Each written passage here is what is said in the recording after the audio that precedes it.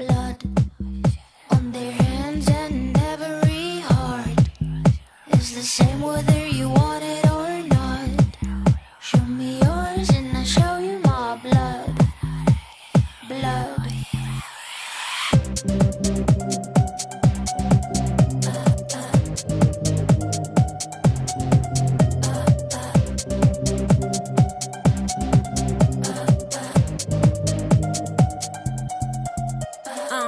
Algo dentro hay no es normal, si lo contengo explotará.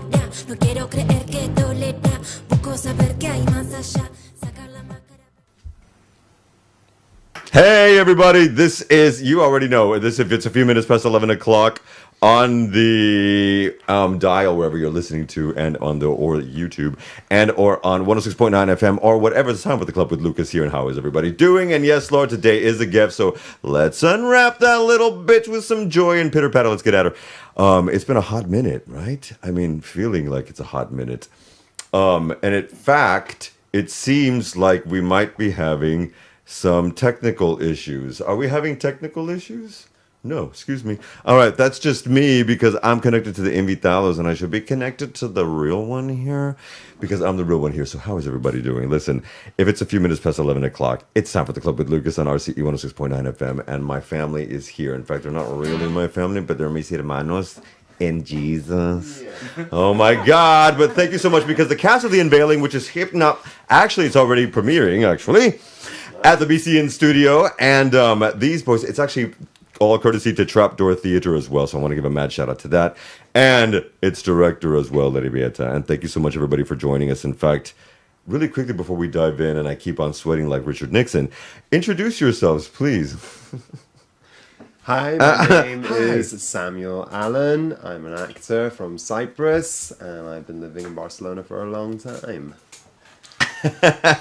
Hey, my name is Lina Sakala. I'm an American actress and writer, now here based in the beautiful Barcelona too.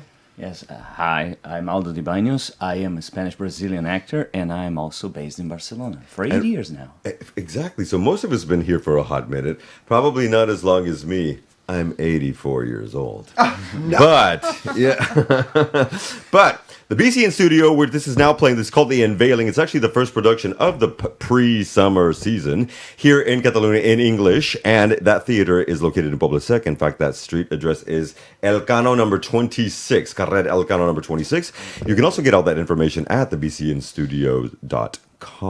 And get tickets information of that as well. I want you to follow me as well, because you know how we roll here. The Club with Lucas on IG, English Radio BCN on FB, if you still do that. Some people do. You'd be surprised. If you're over 60, exactly, everyone and their mom, or Latino, you do it too.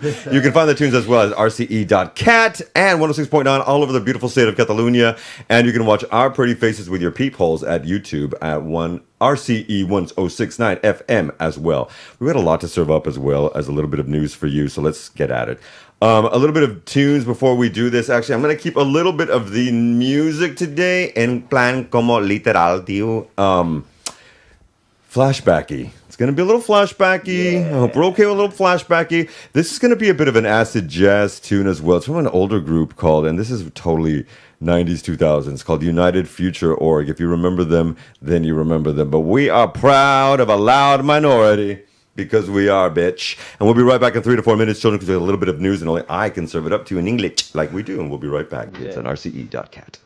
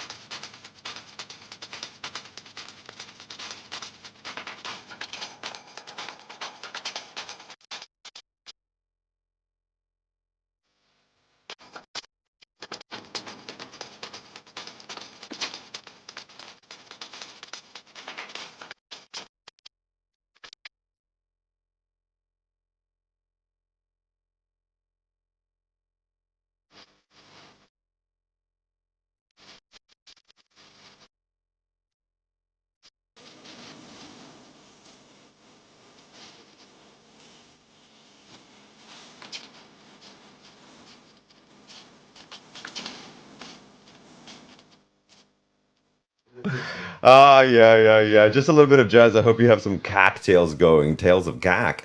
Now, let's do a little bit of breaking news roundup because we're going to start off here in Spain and Catalonia, where apparently a severe heat wave is hitting. Can you feel it?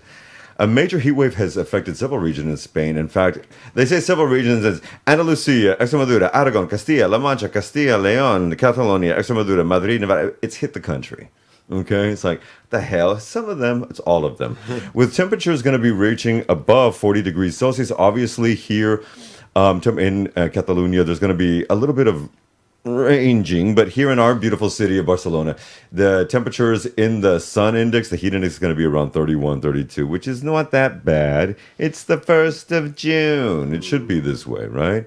I mean, this is a Spain. But it's funny because the advisory boards that are coming from the tourism things are especially pointing these advisories, and I'm not laughing, I'm just saying, towards Irish people. And Irish people have been warned to please reconsider delay their trips until conditions stabilize. This is actually coming off several of the presses here in Spanish news, converted into English. But yeah, interesting. Also, new laws coming into effect about tourist apartments. Get ready, children, because that affects mostly who? Catalonia. So pay attention, heifers.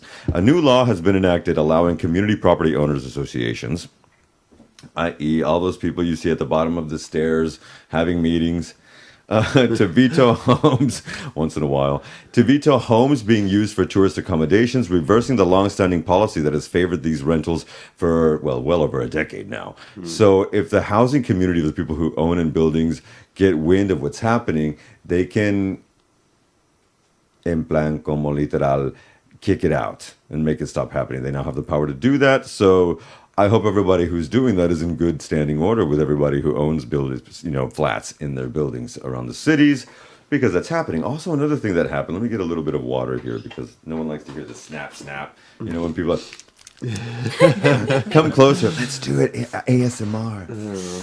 Parched. Let's not and say we did.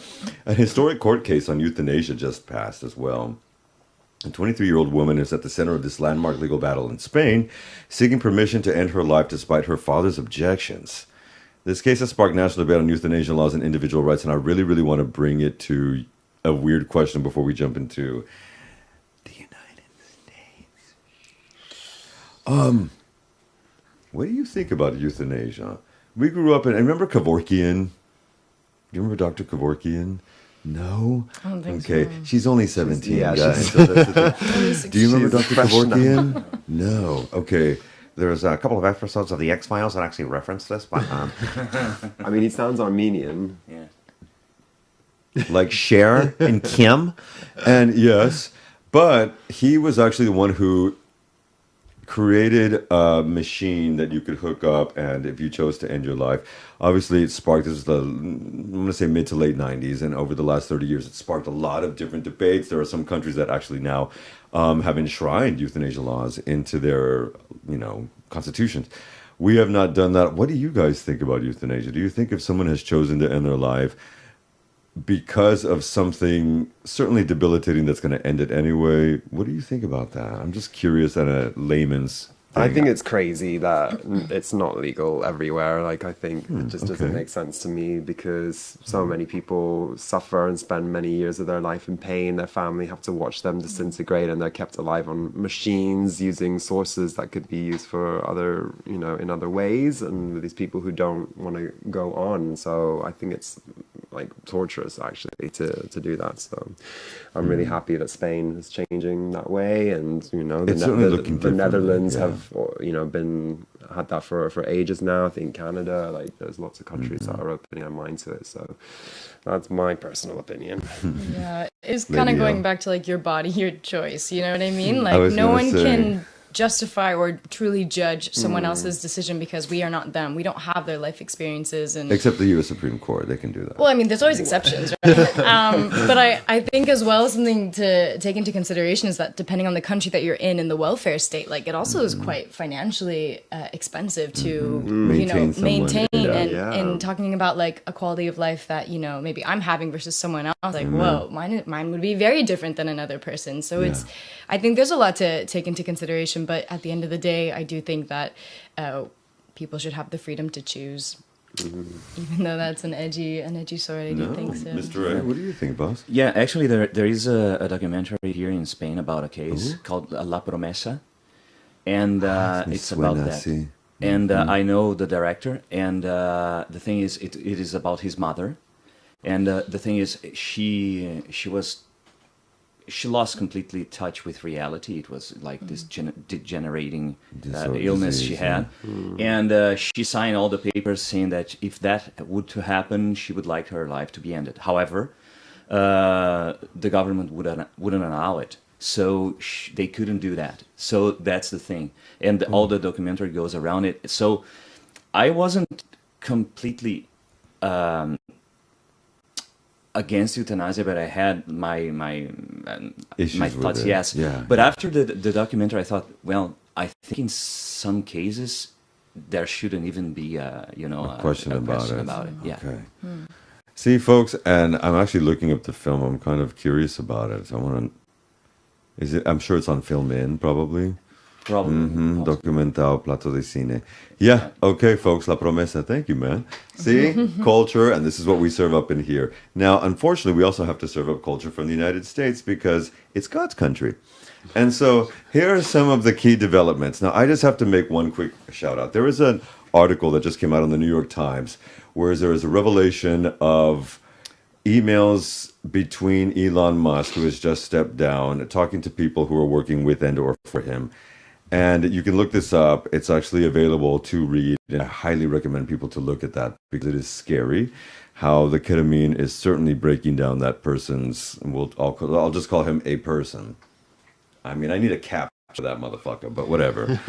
And I think that there's an element of truth that people should read that, take it with a grain of sugar and or salt, however.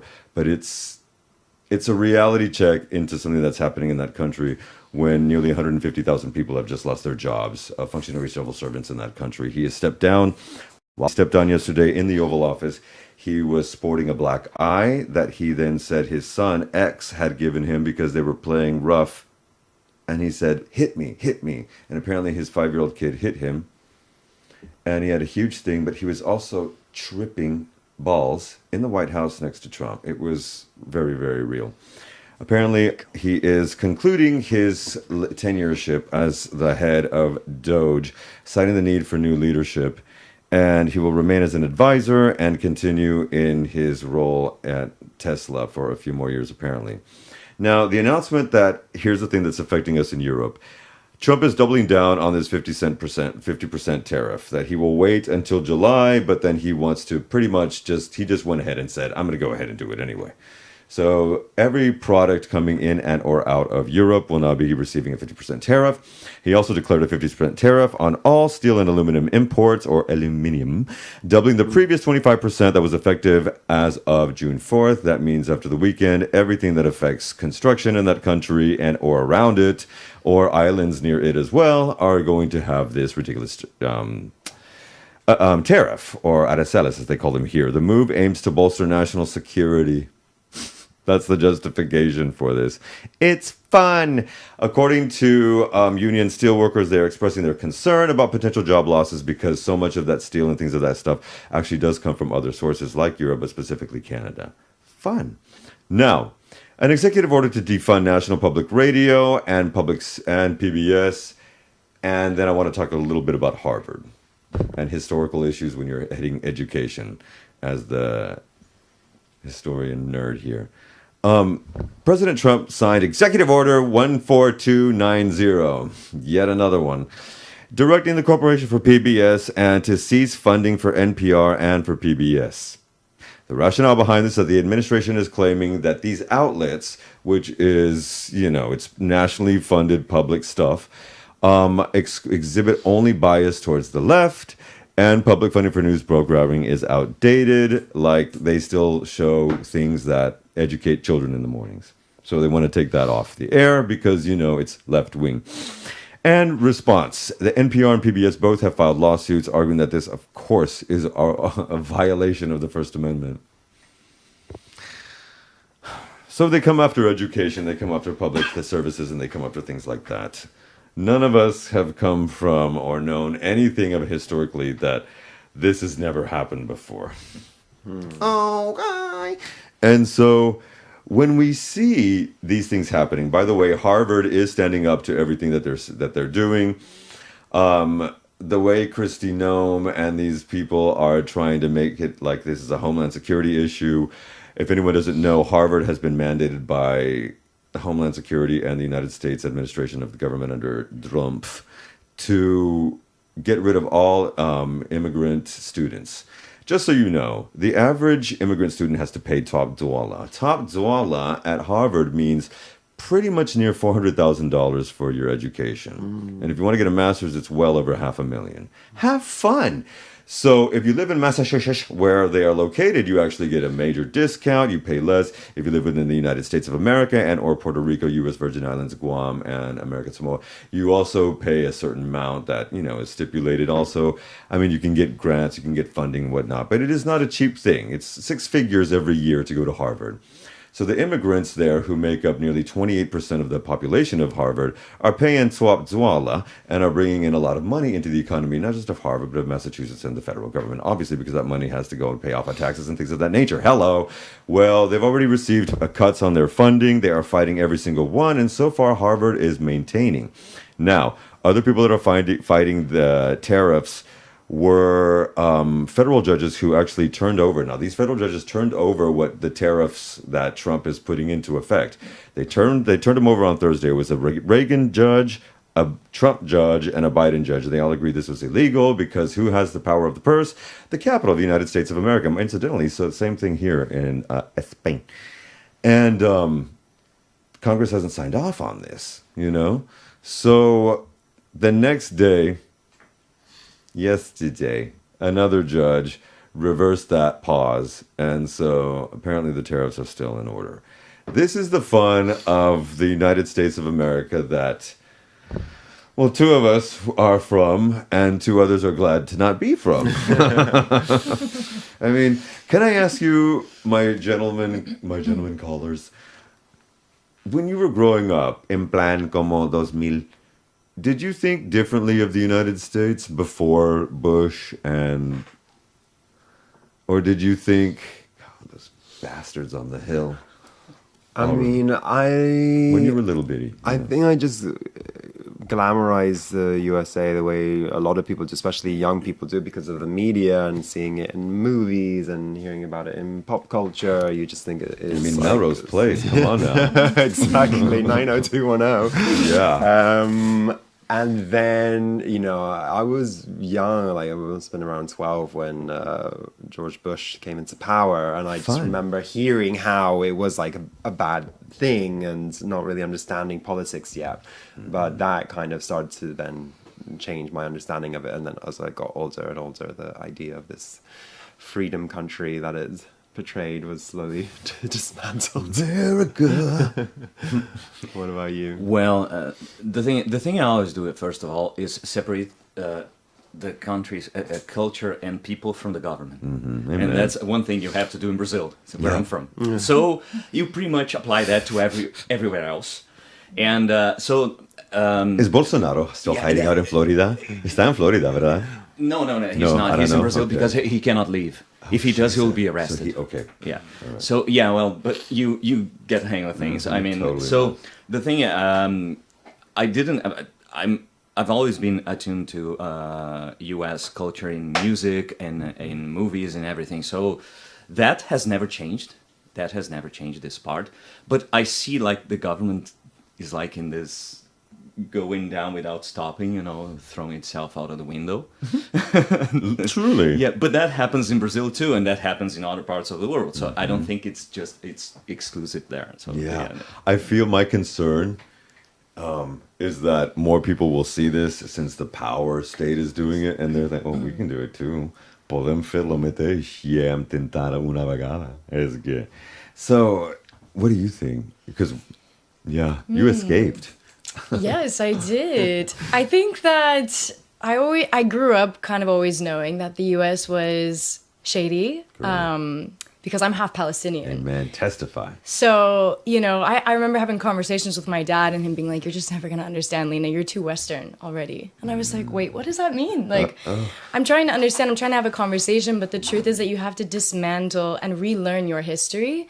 And that's a privilege to do. Like, education is a privilege. Unveiling, I think, too. Absolutely, Yeah. It's a great absolutely. lead-in. And you get to question and realize, okay, what are the motives of everyone? And also, though, if you do plan to sleep through these transitions, you are co-creating this, and you have to accept that responsibility, which our play does talk a lot about, like this lack of political responsibility and how that ends up in a certain place, and we can't blame anyone because we're all a part of it. Yeah. Well, you can blame your parents till you're 40, but there's that contract, that contract. But no, exactly. Oh, you know what? That's a perfect. We're gonna stop it there. We're gonna throw in a song and come back to talk about The Unveiling. Now playing at BCN Studios. You can get tickets and information of that as well at thebcnstudio.com. And this is it's a great song actually. This is Cold Paris Vogue. It's from an indie artist named Mark William Lewis. And if you don't know his work, you can subscribe. You can find him wherever good music is streamed and or YouTube. Beautiful stuff. Cold Paris Vogue. It is a short little ditty. And we'll be right back to talk about The Unveiling.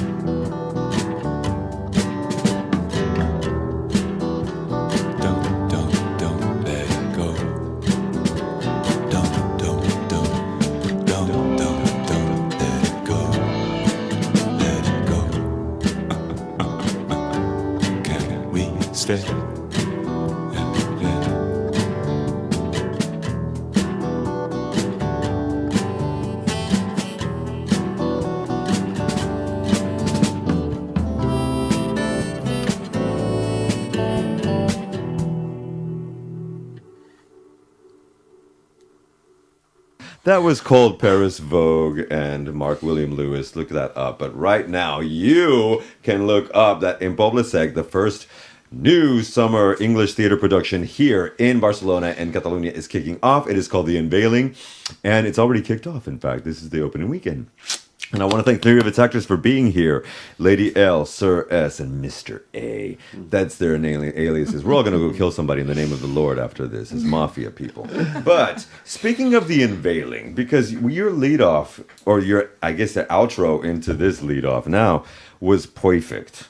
And let me get all my questions here, because I drafted these questions and I thought, okay, let me ask Walter, ChatGPT, to help me with, and it made them more nerdy. But then I thought, you know what, this is nerdy, but I'm going to send them anyway. Now, so when we look at those questions and look at what the unveiling is, who can give us a little bit of, who can unveil a little bit of the unveiling for us? Sam, you want to take it away? Sure. It's a play by Václav Havel, who he released it in the 70s. He himself is a very political person, and he was the president of Czechoslovakia.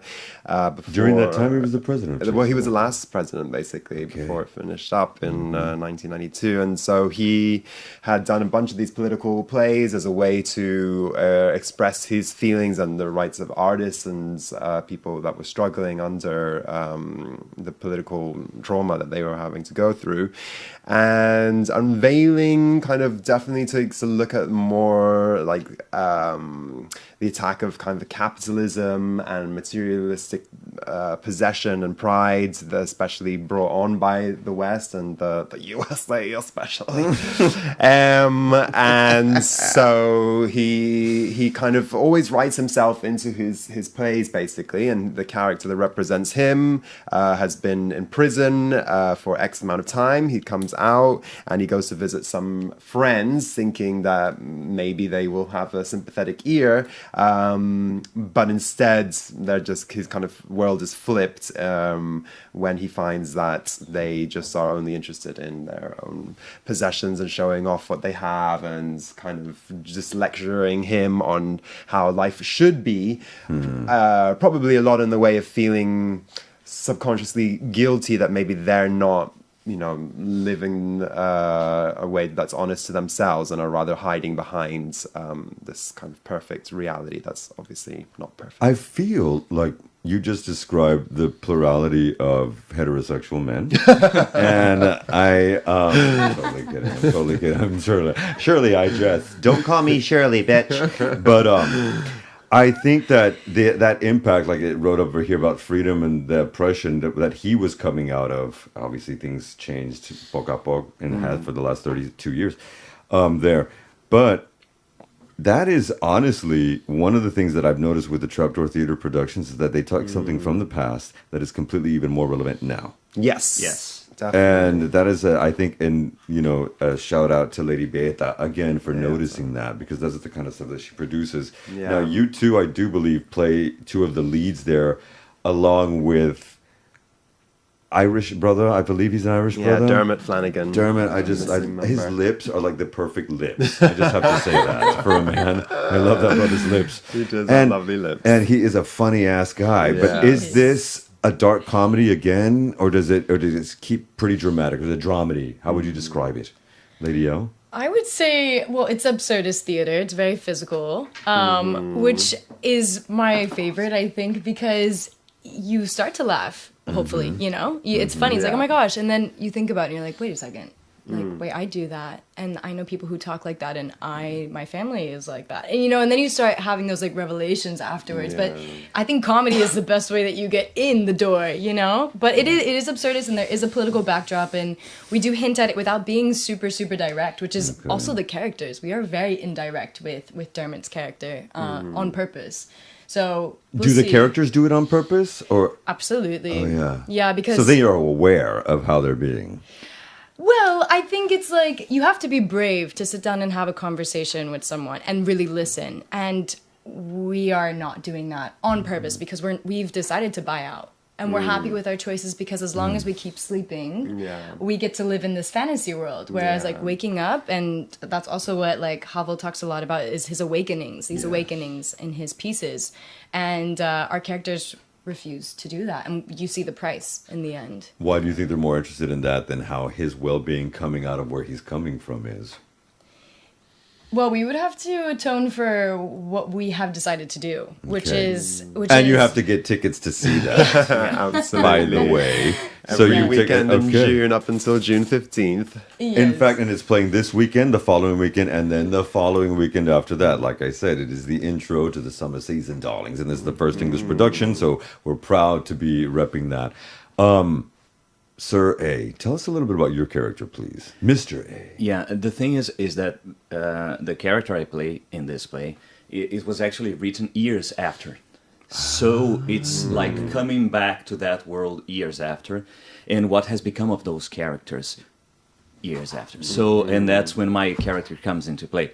So, and he is like this distant, you can say he's like this distant cousin, or someone that's affiliated with Michael, the character.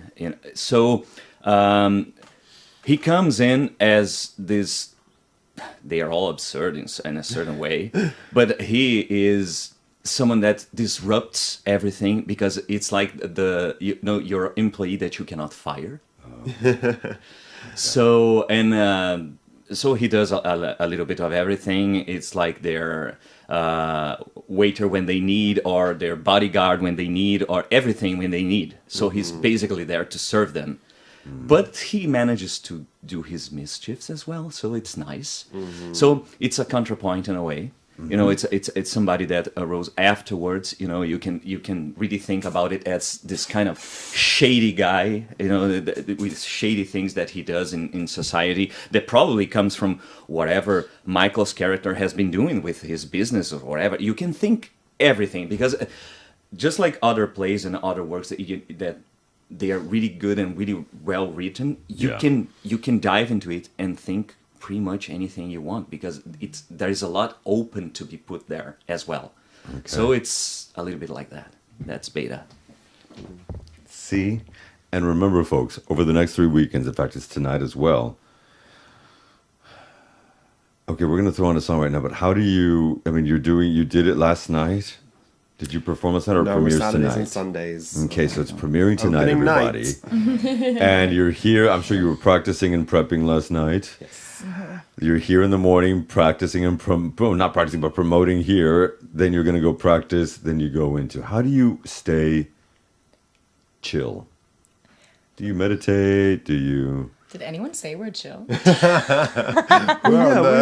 a calm energy here. I'm the one cusp that's of a nervous fire breakdown. storm.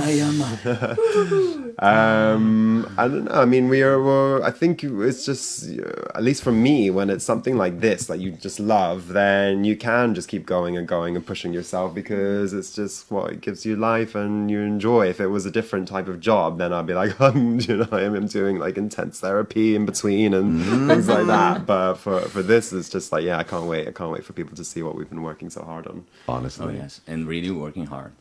I know. Okay. I've been, yeah. And when you're doing that, you have to go all the way. And guess what? The next song is called "I'm Going All the Way." I'm a like hardcore segue, dude. Okay, this is another old school classic. This is called Sounds of Blackness. If you don't know who the Sounds of Blackness are, please look them up and follow them. That was just classic stuff. Good house music too, but this is more gospel. I'm Going All the Way. We'll be right back in just a few minutes. We've got a lot more questions about the play as well.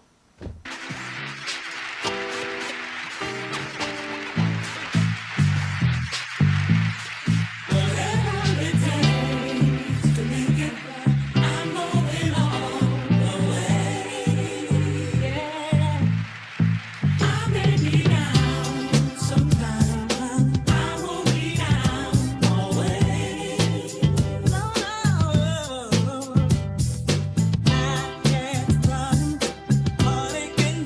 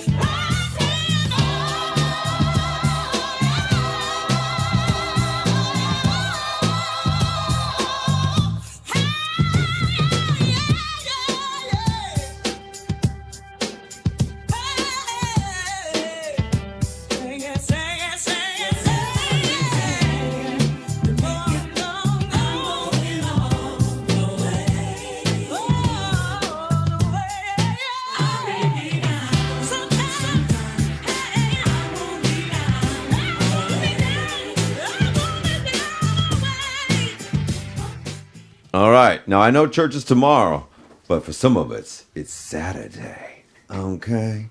Can't eat, though, till the sun goes down. Now, and only fish. I'm just kidding. That's yesterday, right? Okay, I don't remember what Catholics do either. So, all right, let's talk about the passivity of silence, because this is something that you touched on. And it symbolically plays in the play's narrative. Now, oh my God, excuse me. That said, my body's eating itself right now. But that said, what is it saying about, if you can relate it to a modern time, about this consumerism society that we live in and the post-oppression that people have come out of? Because, I mean, Franco died 50 years ago. And we've progressed a lot, although Europe waited 8 years to take us into the commission. But because of women's rights, hello, by the way, look it up.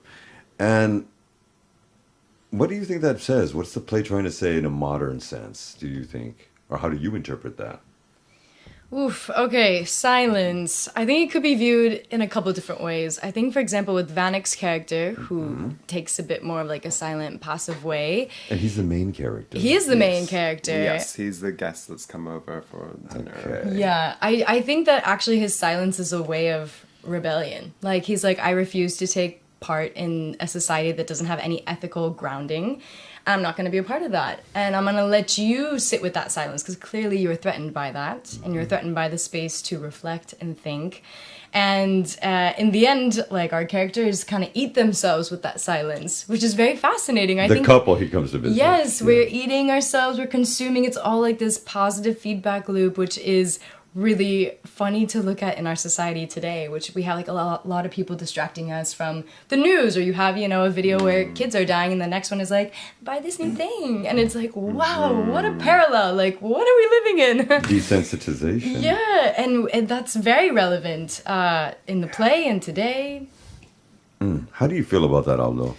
Yeah, I was thinking, of course, it wasn't supposed to be, it wasn't thought about that at the time that he wrote the play, but nowadays, if you think about it, if you're not in social media, if you're silent in that way, in some regard, you don't exist. And everyone else, no matter the amount of BS they've been saying, they do exist. And they have much more of a voice than you do, even though you might say one thing, but not on social media. You're silent there. And it doesn't matter. So I think lots of things that if you bring it to now, to the current time, what they are is this very shallow people, like talking nonstop in social media in a way. And Vanek would be the guy. Glorified. Yeah. That's super glorified, and they are the ones who got the money. They are the ones who can do everything and have all this influence. And of course, they eventually that all falls down. But along the way, a lot of society and a lot of what we are is destroyed. And this guy, the silent one, like in a way, he walks away from that, but walks away towards what? Towards what? Yeah. Hence, there's a question that I'd written about the alienation, and then Walter called it the concept of alienation, but he alienates himself. Yeah. I had to do some research about the play too. So, is that the walking away? And how many of us have done that, gone off the grid? I mean, because we were not all born here. Oh, God. So, that sense of alienation, do you think is that what's causing the incel movement? But Mij broma, right? Okay, well, we can answer that question and solve the rest of the world's problems after this one song that we're going to throw. And then I want to come back and give a little bit more information. I'll push it up in your face like drum and bass about where you can get your tickets as well over the next few weeks. This is a song, it's actually a newer song by a little female outfit called Hollybrune, and I just dug the mix. Look them up. You can find them wherever good music is streamed as well, but nobody else is going to play them except here. This is Do Me a Favor. Do me a favor. Get right back in 2 to 3 minutes. We'll be right back with the cast of The Unveiling. The final questions here. The title suggests, the transformation and revelations it's called The Unveiling. What do you think it unveils as character actors in this about yourselves? Did you find anything or discover anything about yourselves playing these, poignant characters in this time? Aldo, let's start with you. All right. So the thing is, I was always in rehearsal watching them because they do most of the play, and I play mostly in the end. So there is one thing. I don't want to give too much of a spoiler. Totally. But there is one thing about the play that it progressively shows you more about what's inside rather than what's in the outside of these characters, what's going on inside. So the unveiling in that sense is showing that. And there is it's of course connected to the silence of the other character, because that silence, I think, it's what also makes this unveiling come forth in a way. Okay. Did you feel anything about yourself? Did you? Oh yeah, you can definitely relate when you're being like robotic in a way, like the characters, and then you think, oh my God, when I do certain things, I'm being just like them. So there is, of course, you find yourself in those characters. That's when you do that capture, that inner capture, folks. Sam, what about you, sir? Well, I think in terms of unveiling my skills as an actor, like I really enjoy working with Beata Pilch, who has the Trapdoor Theatre, and this is Trapdoor Theatre International, but she is from Chicago. She has shout out. She started a theatre there over 30 years ago, Trapdoor Theatre, which is well renowned over there, and she's always doing these amazing plays, like we said, that have like that are historical, but then the themes still apply to today, which is fantastic. So I did The Troublemaker with her last year. I was on here for that. And that kind of looked at, immigration and coming to a small town as a foreigner, and how then, everyone can turn against you. And but yeah, because it's absurdist theater, because she loves physical theater, as an actor, it's a fantastic challenge, because this is a play with, say, 3-4 characters, so it means a lot of lines for some of us. Yeah. So that's always a fun challenge. Then on top of that, you have this whole kind of physical choreography. There's not a moment. She's like, Beata hates it when a character just sits down and just talks on the sofa for 20 minutes.